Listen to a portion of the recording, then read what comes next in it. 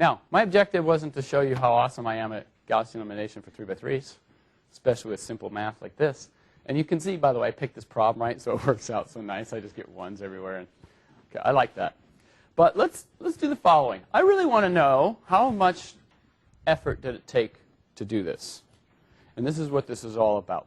Now, ax equal to b is going to be one of the fundamental problems you're going to solve. So, in fact, in this class, for your homework 4, you're going to do 5 different ways to do ax equal to b. Okay? And then you can say, well, they're all going to give you the same answer, right? You're just solving the same set of equations. You're going to get the same answer for each. So the only thing you care about, actually, in this class for computing is how fast can I do ax equal to b. Okay?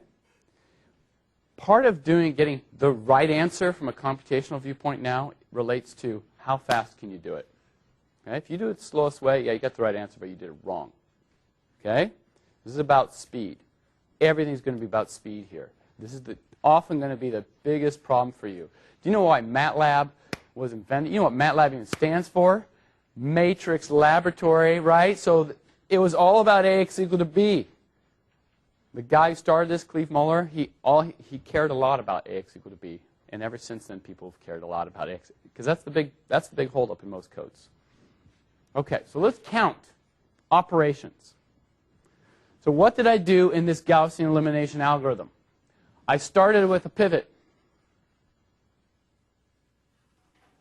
And what I did was I said, I got to go to each row below that and try to make some zeros. So I got to go to each row. And for each row, I've then got to walk across all of it. So for here, I say, okay, I got to go here, figure out what this is. And then I've got to manipulate 1, 2, all the way across that row. Right? So for each pivot, I would say, I've got to go down. How many of these do I have to go down? Well, here's a 3 by 3. But in general, there's n of them. I've got to go down n.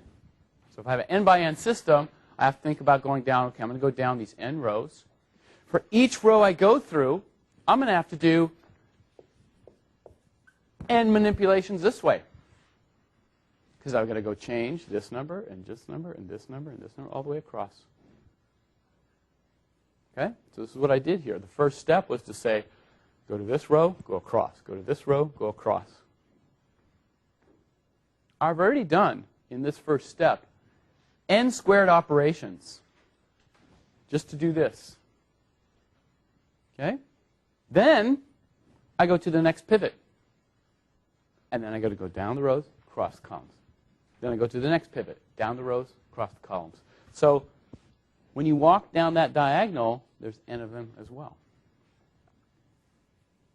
Overall, then, to get this solution here, I had to do something like order n cubed. Now, there's some factors in there. You know, okay, the second time, you only have to do n minus 1 of these things instead of n, and then you, fine.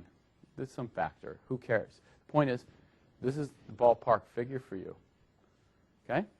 So, you have yourself a 10,000 by 10,000 matrix. 10 to the 5 is the size of that thing, and it's going to cost you to 10 to the 15 operations. Okay? So, it's non-trivial. Normal time when we put in, backslash works fine if you're working with matrices that are not that big. Right? Just hit return faster than you can get your hands back on the keyboard. You got the answer. Okay? But we're not solving about problems like that. We're talking about huge problems. When you have 10,000 by 10,000 matrices or bigger, you hit that backslash button. Okay? It's going to say, oh, I got to do whatever the size of that thing is. I got to do n cubed operations. And that's going to cost you. So this is your price. Okay? Computational cost. And this is expensive.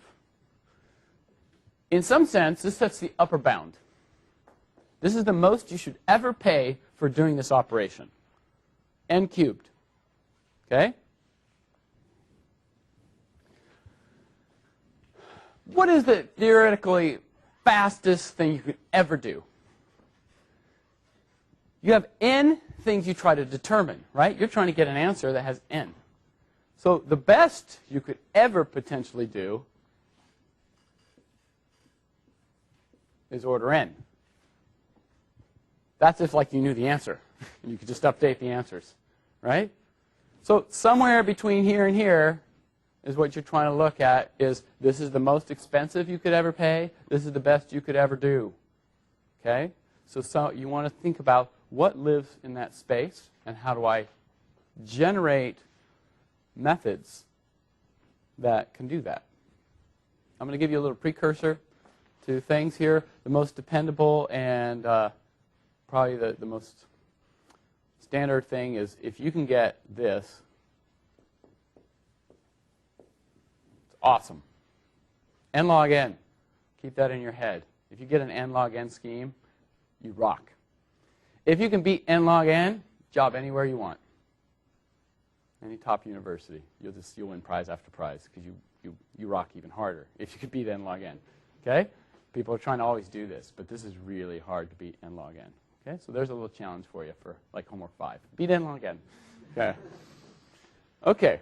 And we'll talk about that in a minute, but we're going to talk about a more systematic way to do things. By the way, sometimes you can beat some of these things if you assume a lot of structure about the matrices and so forth. But generically, what we want to do is say, you give me some generic matrix A. I have no properties with it. Just it's a matrix. Nothing special about it. No symmetries. No this or that or the other. You have to figure out a way to solve it. Okay. So is everybody okay with this? So the whole reason for the example is simply the idea of conveying to you that there's operation count. Gaussian elimination is order n cubed. And, by the way, never told to you before, that is the most expensive way to solve that problem. Okay? It's like paying full price when there's a sale somewhere else. Okay. So let's go back and let's think about different ways to consider this problem.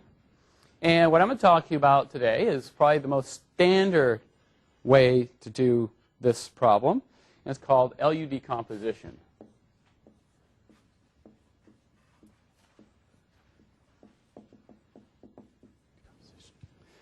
Okay, here's the idea behind LU. You're going to say, what if I could write my matrix A as two matrices, L and U? That's the name, LU decomposition. What's special about L and U? What we want to do with L and U is to say that L is some matrix that looks like this.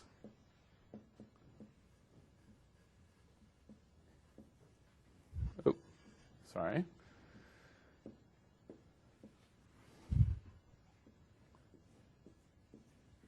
So the L matrix is lower triangular. Lower triangular, that's the L. And what do you think the U is going to stand for? Upper. Yeah.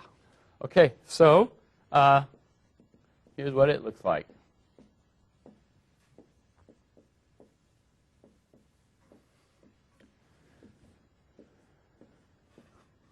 And this pen is quite strong today.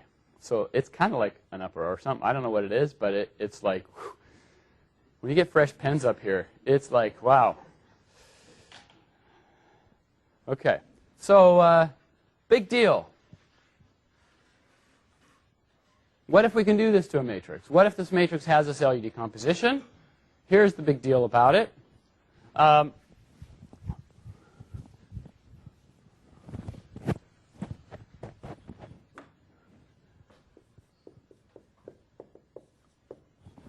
Let's assume A now has this LU decomposition. So I have L, U, X is equal to B. Now here's what I'm going to do. I'm going to call this U times X Y. Okay, so it's Ux is equal to Y. And what's left over is Ly is equal to B. So I seem to have gone backwards. I took my problem, which is Ax equal to B, and I broke it up into two problems, which are Ax equal to B's. But here's the structure of this. You know what Y is, you know what X is. But right here, you could solve for Y. Right? You have B, you have L. Let's suppose you have L. Then I could solve for Y. Okay, well, so how do we solve for Y? Well, you might Gaussian eliminate. But notice, Y is in what form?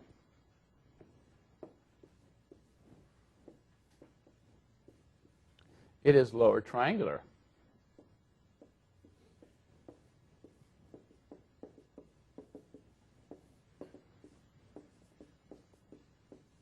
Let's do a 3 by 3 example, right? So here's would be my system. But notice, I already have this in lower triangular form, so I can just basically do what's called forward substitution. Because the first equation says y1 plus 0y2 plus 0y3 is equal to b1. So the first equation comes out to be fairly simple, which is y1 is equal to b1. Great, I got that. Second equation says m21 y1 plus y2 is equal to b2. Notice I already have y1. I know what m21 is. So I can get y2 from substitution, which is y2 is equal to b2 minus m21 y2. Okay? Oh, sorry, y1. And y3 then basically is b3 minus m31 y1 minus m32 y2. There we go. All I had to do, I didn't have to do any elimination. I just substitute. How much does substitution cost me? Because it's still an algorithm. I still have to do some work here. But I don't have to do any elimination. What it costs me is, let's take a look at this. I've got to first solve for y1. So what I've got to do substitution is I've got to walk through every single row. And there are n of them. Okay, so there's n amount of work going down like this. And for every row I do, I've got to solve one of these equations, which is solve for y2 in terms of everything else that's there. And there's n of these. So n of those. So a substitution routine would cost me order n squared.